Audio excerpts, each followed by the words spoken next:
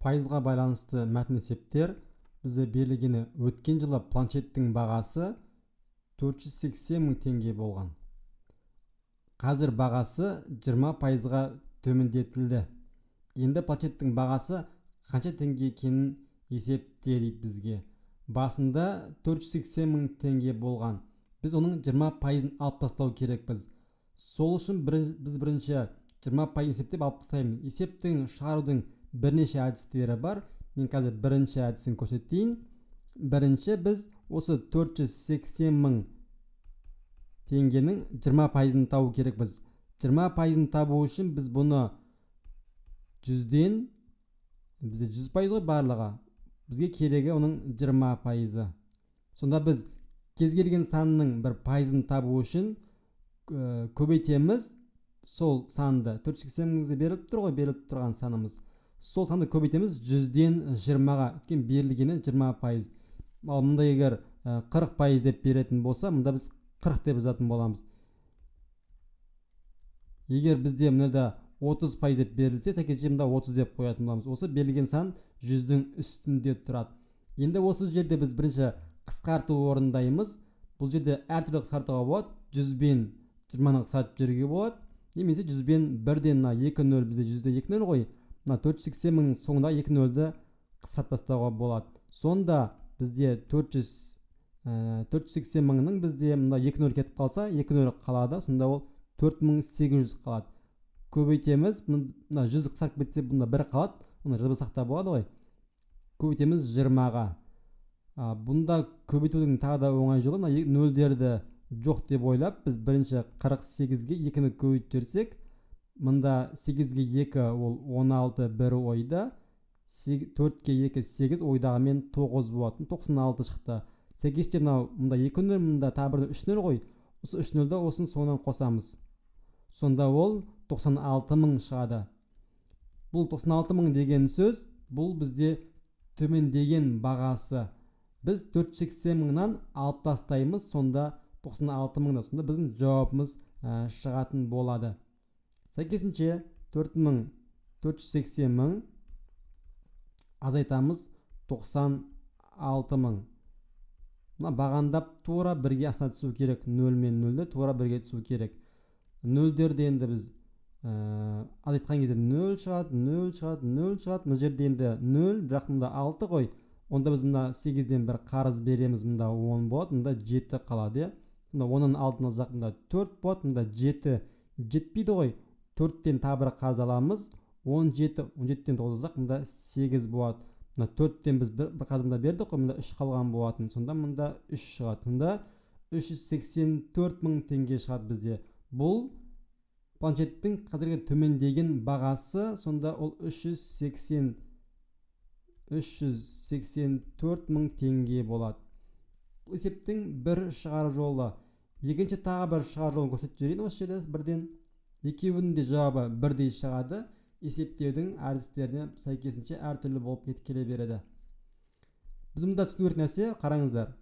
Екінші әдіс 20% төмендеп кетті. Біз білеміз, кез келген нәрсе басында 100% болады. Бұл бізде 480 мың деген бұл бізде жалпы 100% ғой. Бұл 100%-дің 20%-ы төмендеп кетті. Сәйкесінше бізде мұнда 80% қалады. Екеу қосылып 100% болады. 20% жоқ, азына кетті ғой. Онда бізде 80% қалды. Біз сонда бірінші 20%-ын тауып кейін азайтпай-ақ, бірден бұның 80%-ын табуға да болады. Екенің жауабы бірдей шығады. Онда есептеп көрейік. 480 мың көбейтеміз. Жаңа айтқанымыздай бізде астында 100%, бізге бұл бастапқы баға бізде 100% ғой. Бізге бұның 80% керек. 20% жоғалып кетті деген сөз. Мұнда 80-ді қоямыз. Бізге қалған пайызын табу керек. Енді бұл жерде де дәл мынау қысқартуды орындаймыз. 100-бен 2-0-ін қысқартып тастайық сәйкесінше. Сонда бізде мұнда 4800 қалады. Көбейтеміз 80-ге. Бұл жерде тағы да 48-ге бірінші 8-ді көбейтіп, кейін 0-дерді артына қоса саламыз. 48-ге 8-ге 8 көбейтсек 64, 6-сы ойда болады. 8-ге 4 32, ойдағымен 32, ойдағымен 38 болады. Міне 384. Мына 3 нөлді артына қосып жібереміз. 0 0 3-ні қосқанда 384 мың шықты. Мына жердегі баға мен мына жердегі баға жауаптары бірдей шықты. Олай болса жауапты енгізіп көрейік. Жауабы 384 мың теңге болды бізде. Enterді басамыз, тексеріп басамыз. Мына жасыл белгі беріп бізге, бұл есеп дұрыс деген сөз. Жаңа есеп басамыз. Жаңа есеп басқан кезде 460 мың теңге, бұның 5% төмендетілді. Дәл жаңа шығарған есеп сияқты есептері шыға береді, тек қана сындар осылып қараңыздар. Тағы бассам міне, басында 100 мың теңге болған, 35% төмендеген. Бірақ мұнда компьютер деп тұр. Бұл жерде компьютер дегеннің тағы баса камера дейді. Компьютер, ноутбук, планшет, телефон, телевизор, тек қана смартфон деп сөздер ауыса береді.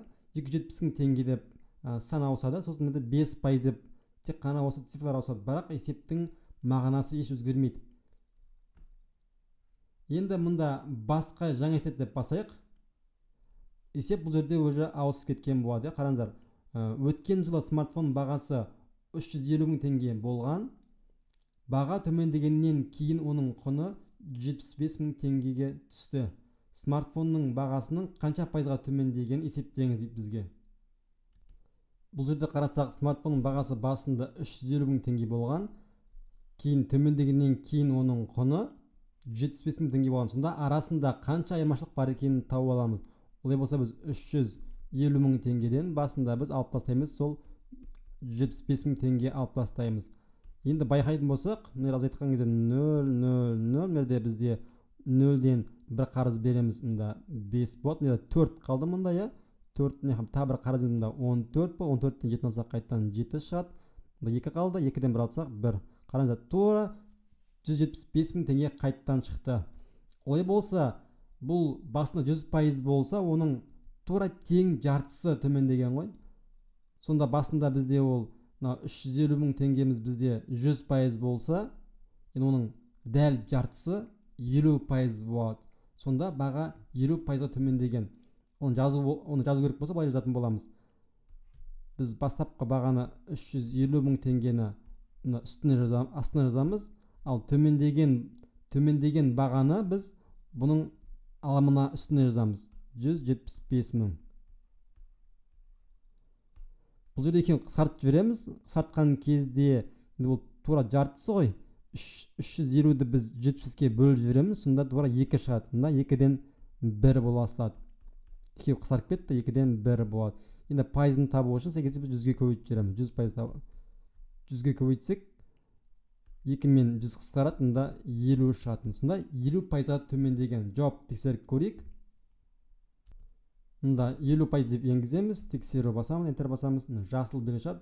Мұнда жаңа есеп басқан кезде тура мына жердегі сандар ауысатын. Телефонның бағасы 440 мың теңге болған, кейін ол 396 мың теңгеге түскен бағасы. Арасындағы айырманы тауып алып, тура қатынасын тауып 100-ге көбейтіп жібереміз. Жаңа есеп басып, осы есептерді шексіз жасауға болады. Енді біз тағы да басқа есеп, жаңа есеп көрейік. Бұл жердегі есеп бізде бағасы 45% төмендегеннен кейін компьютердің құны 55 мың теңгеге болды дейді. Бағасы төмендемей тұрып, компьютердің бағасы, яғни бастапқы бағасы қанша теңге тұрған есепте дейді бізге. Бұл жерде біз білу керекпіз, ең басында бағасы төмендемей тұрған кезде бізде кез келген баға ол 100% болып тұрады. Бізге сол төмендемей тұрған кезде бастапқы 100% бағасы керек, бізге табу керек қазір соны. Енді біз 100%-дің біз жоғалттық, яғни төмендеттік 45%-ын. Бұл 45%-ды төмендеп кеткеннен кейінгі 55 мың деген қалған бағасы. Енді біз бірінші қалған бағаның қанша пайыз екенін тауып алайық. 45%-ы 100%-ын жоғалса, енді 100-ден алып тастаймыз 45-ті, сонда бізде 55 қалады. Бұл 55%, бұл қалған бағасы. Сонда қараңыз, төмендегеннен кейінгі компьютердің құны бізде 55 мың теңге болды ғой. Онда сәйкесінше мынау бізде 55% қалған сол 55.000 теңгенің пайызы болады. 55.000 теңге міне. Бізге енді бастапқы 100% баға керек. Бұл жерде біз сәйкесінше былай жасасақ болады. Бізде 100% белгісіз ғой. Біз алдыңғы есептерде шығарғанымыз сияқты жазсақ, міне 55% ол бізде тең болады 55.000 теңгеге, сәйкесінше пайызы. Бізге енді осы жерде 100%-ын табу керек. Бұл бізде белгісіз x болып тұр. X-ті табу үшін біз сәйкесінше мына екеуін көбейтеміз де мынаған бөле саламыз. Сол кезде x тең болады 55.000 көбейтеміз 100-ге, бөлеміз 55-ке. Бұл жерде біз мына 55.000 мен 55-і қысқартып жіберейік. Мұнда 1 сәйкесінше мынаумен 1000 болады. 1000-ды көбейтеміз 100-ге. Сонда ол 100.000 болады. Мына жерде бізде қысқарып кеткенде мұнда 1000 қалады. 1000 x тең болады 1000 көбейтілген 100, ол 100.000 болады. Сонда жауабын 100.000 деп енгіземіз. Сонда қазір біз жауапты енгізейік. Міне 100 тағы да 3 0 1 2 3 100.000. Тексеру басамыз. Міне жасыл бізге белгі береді. Жаңа есеп басамыз. Осылай есептерді шексіз жасауға болады.